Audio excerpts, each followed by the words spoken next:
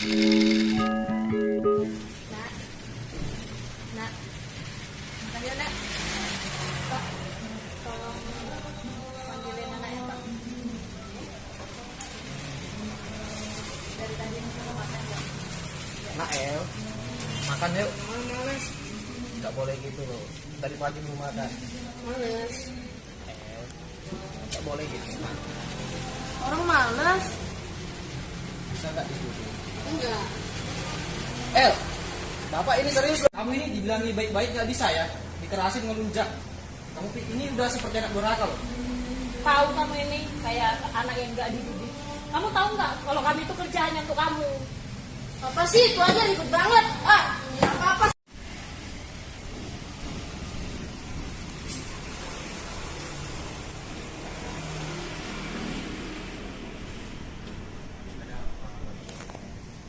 Sudahlah pak, bapak nggak ngerti. Bapak nggak usah ikut campur pak.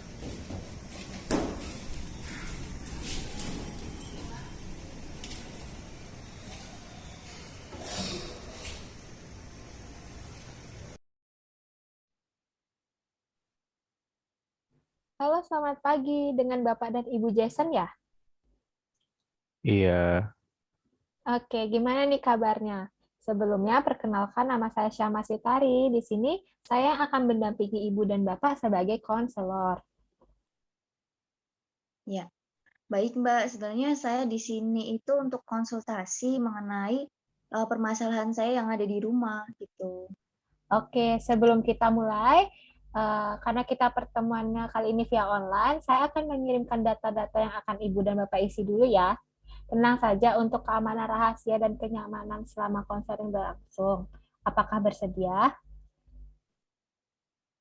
baik Bersedia. Mbak. Oke. Nah, bisa kita mulai ya. Kalau boleh tahu, apa nih yang membuat Bapak dan Ibu ingin memutuskan untuk datang konseling? Jadi saya datang ke sini karena saya tuh ngerasa sedih gitu loh Mbak sama keadaan di keluarga saya. Soalnya anak sama cucu saya itu belakangan ini kayak kurang akur gitu loh Mbak.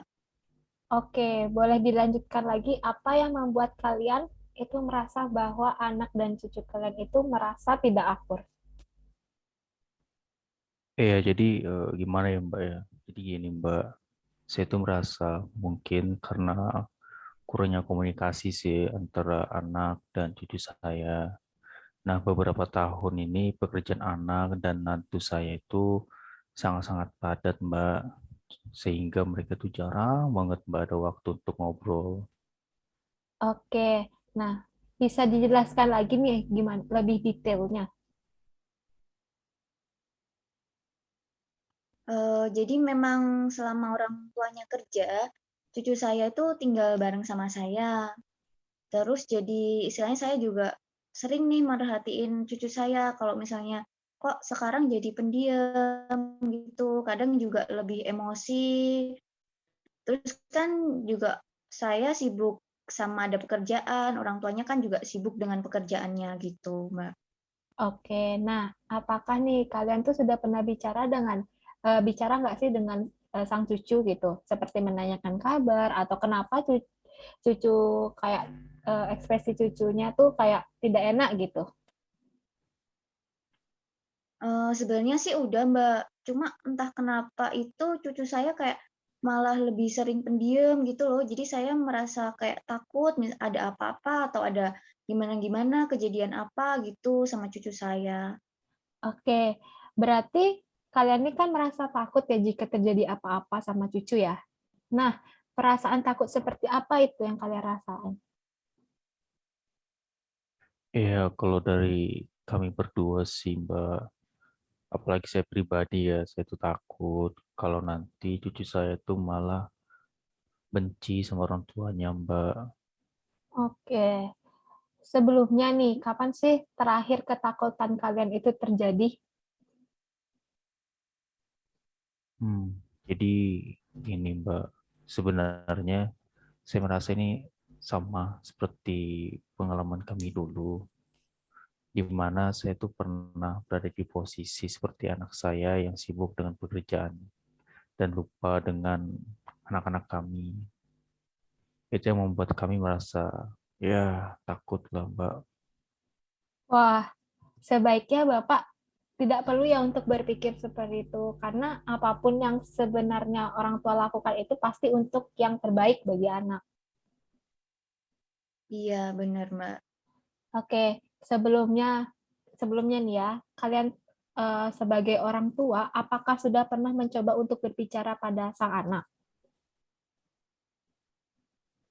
Untuk saya pribadi sih sudah beberapa kali, terutama juga neneknya ya, sudah beberapa kali juga mencoba berbicara pada anak saya. Tapi ya itu Mbak, dia malah bilang kalau dirinya itu masih sibuk banget Mbak sama pekerjaannya dan malah minta tolong tetap menjaga anaknya. Oke, nah kalau dari skala 1 sampai 10 nih, apa sih harapan Anda sebagai nenek dan kakek dari cucu Anda dan orang tua dari sang anak? Gimana nih harapan kalian? Kalau dari saya ya pasti pengennya ya 10 lah, Mbak. Soalnya kan juga kita kan istilahnya takut kalau ada apa-apa, terus juga saya yakin juga kalau misalnya Mbak juga bisa istilahnya memecahin nih permasalahan yang ada sama nanti juga dibicarakan baik-baik, terus langkah selanjutnya baiknya bagaimana gitu, Mbak. Oke, kalau gitu nih, coba Anda bicarakan lagi dengan anak Anda. Katakan apa yang menjadi keinginan cucu Anda pada orang tuanya, dan beritahu mereka seberapa pentingnya sih kehadiran mereka sebagai orang tua untuk anaknya, walaupun hanya sebentar. Baik Mbak, mungkin akan kami coba masukkan dari Mbaknya. Oke, nah untuk konseling berikutnya nih, saya tuh pengen deh ngobrol sedikit sama anak Bapak. Apakah bisa? Baik, coba nanti kita bujuk anak kami ya, Mbak ya. Siapa tahu juga mau ikut konseling juga biar permasalahan ini juga bisa selesai secepatnya gitu, Mbak. Iya, iya benar Mbak. Oke, baik. Terima kasih. Semoga masalah yang kalian hadapi itu bisa diselesaikan ya. Untuk sesi konseling kali ini, saya cukupkan dulu. Nanti saya akan menjadwalkan lagi dan menginfo kalian melalui WA untuk sesi konseling berikutnya. Gimana, apakah bersedia? Baik, Mbak, bersedia. Iya Mbak. Oke, semoga masalah yang dihadapi bisa terselesaikan ya. Terima kasih atas waktunya. Terima kasih juga, Mbak. Iya, terima kasih banyak juga Mbak. Nah, nah Tommy. Ya Pak, kenapa tuh Ben? Iya Pak, cerita. Tapi sebelum cerita, kamu panggil istri kamu dulu ya. Oke, baik. Ma? Mama?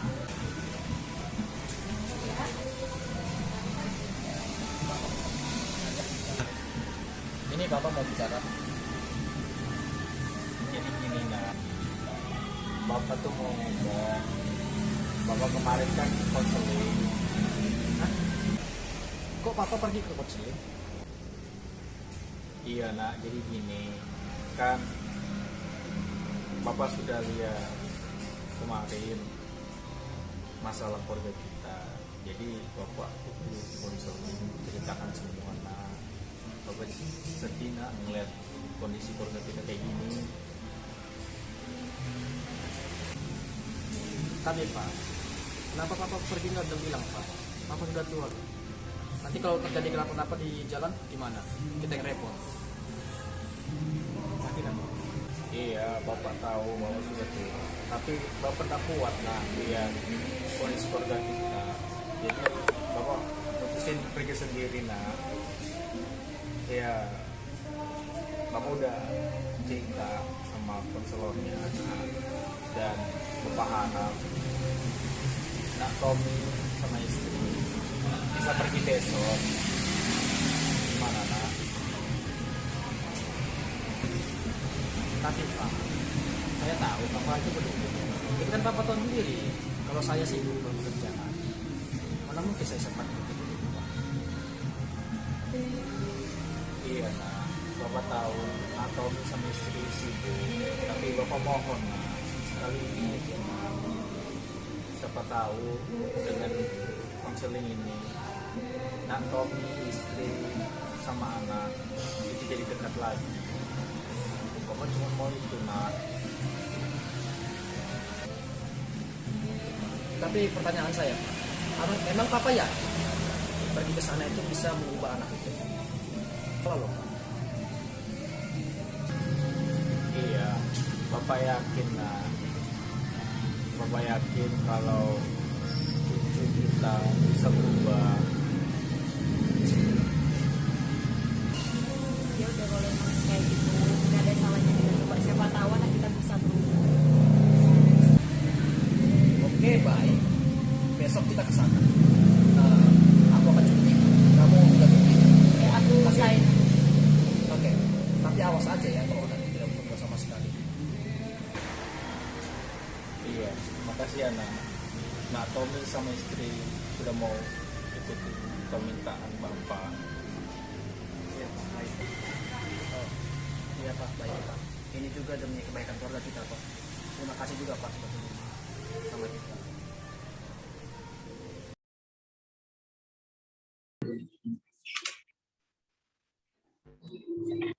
Oke, selamat pagi dengan Bapak dan Ibu Tony ya, anak dari Bapak Jason, benar? Iya, Mbak. Oke, gimana nih kabarnya Bapak dan Ibu? Semoga baik-baik saja ya. Ya, Mbak. Puji Oke, sebelum kita mulai, nanti saya akan memberikan form dulu di mana kalian tuh diminta untuk mengisi identitas. Tidak perlu khawatir mengenai kerahasiaan serta keamanan akan tetap saya jaga, baik mengikuti kode etik yang sudah berlaku. Baik, Mbak. Oke, melanjutkan konseling kemarin, saya mendengar nih bahwa Bapak dan Ibu sedang sibuk-sibuknya bekerja ya. Apa betul? Iya, Mbak. Benar, Mbak. Kami lagi benar-benar sibuk dengan urusan proyek yang nilainya cukup besar, Mbak. Oke, boleh saya tahu pekerjaan Bapak Ibu apa? Kami bekerja di bidang industri, Mbak. Kebetulan kami berdua kerja sebagai arsitek, Mbak. Wah, oke. Apakah sebelumnya kalian sudah tahu nih tujuan kalian mengikuti konseling pada hari ini? Sudah, Mbak. Ayah saya yang sudah ajak kami bicara kemarin. Oke, bisakah kalian ceritakan situasi ketika kalian diajak bicara dengan orang tua kalian? Sebenarnya saya sempat tidak setuju, tapi istri saya yang meyakinkan saya untuk ikut sesi konseling pada hari ini, yaitu karena anak kami itu sulit untuk dinasihati, Mbak. Jadi Papa kemarin datang kemari memberitahu kami kalau kami harus ikut sesi konseling. Gitu sih, Mbak. Iya, benar. Saya merasa bahwa mungkin penting untuk mengikuti konseling hari ini, Mbak, agar masalah keluarga saya juga bisa terselesaikan dengan baik, Mbak. Oke, berarti di sini kalian sudah tahu ya kondisinya. Nah, kapan nih terakhir kali kalian tuh mengajak bicara sang anak? Sebenarnya belakangan ini saya sudah mencoba untuk berbicara dengan anak saya, Mbak, tetapi anak saya malah marah, tidak peduli sama kami berdua, Mbak. Nah, jadi di sana itu saya merasa emosi karena anak saya tadi malah marah. Oke, bisa nggak sih dijelasin lagi lebih detail emosi seperti apa gitu? Yang kami rasain, ya kami merasa ya sangat marah, Mbak, karena kami kan sebelumnya tadi udah bertanya baik-baik sama anak kami. Terus tiba-tiba anak kami malah menjawab dengan yang marah. Jadi kami terbawa emosi juga. Kami merasa ya kami sangat marah, Mbak. Kami juga merasa anak kami tidak bisa mengerti keadaan kami saat ini, Mbak. Padahal kami kerja juga untuk dia. Wah, Gitu sih, Mbak. oke, saya paham nih maksud Bapak dan Ibu. Tapi coba deh kalian tuh bayangkan jika kalian berada pada posisi si sang anak gitu. Iya, benar sih, Mbak. Seharusnya kami lebih meluangkan waktu untuk anak kami. Oke, nah sekarang nih ya, coba bayangkan jika kalian berada dalam suatu mesin waktu yang dapat mengantar kalian ke masa depan, dan kalian melihat pemandangan yang indah banget, Nah, kalian itu melihat keluarga kalian tuh harmonis. Lalu, ketika kalian keluar dari mesin tersebut, kalian merasa sangat senang. Nah, perbedaan apa nih yang kalian rasakan dan bagaimana kalian tahu bahwa perubahan itu akan terjadi? Yang saya rasakan pasti senang ya kalau melihat keluarga yang harmonis. Saya merasa sekarang ternyata saya harus bisa memberikan waktu lebih untuk anak-anak dan keluarga. Itu sih yang saya sadari sekarang. Benar Mbak, saya juga jadi merasa sedih karena ternyata selama ini saya jarang memberi waktu luang kepada anak saya karena saya tadi terlalu sibuk bekerja. Baik, memang pada umumnya di dalam keluarga harus ada yang namanya waktu luang bersama, walaupun mungkin hanya makan bersama, nonton, dan lainnya. Maka dari hal tersebut tuh akan muncul dan terciptanya suasana yang harmonis. Iya benar Mbak. Oke, coba deh mulai dari sekarang buat jadwal untuk meluangkan waktu sedikit aja dengan sang anak. Baik, Mbak. Mungkin nanti kami akan melakukan semua saran, Mbak. Saya rasa sih itu bisa kami lakukan. Oke, semoga masalah yang dihadapi itu bisa cepat selesai ya. Baik, Mbak. Oke, untuk sesi konseling kali ini bisa kita cukupkan. Terima kasih atas waktunya. Terima kasih kembali, Mbak. Terima kasih. Gimana kalau kita ajak dia nongkrong hari ini? Jadi kita meluangkan waktu kita hari ini gitu. Ide bagus tuh, maksudnya supaya kita juga ada waktu untuk anak. Ini boleh juga sih.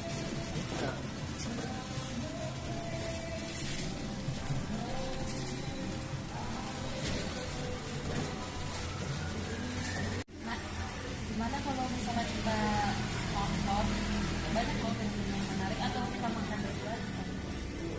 Wah, males. Nanti kita beli es krim juga. Ya, males. Kan banyak loh film yang menarik yang terbaru sekarang. Emang kalian nggak kerja?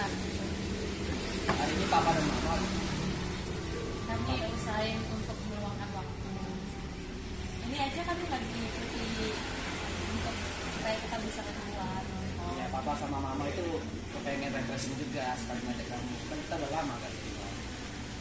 Gimana mau nggak? Udah boleh.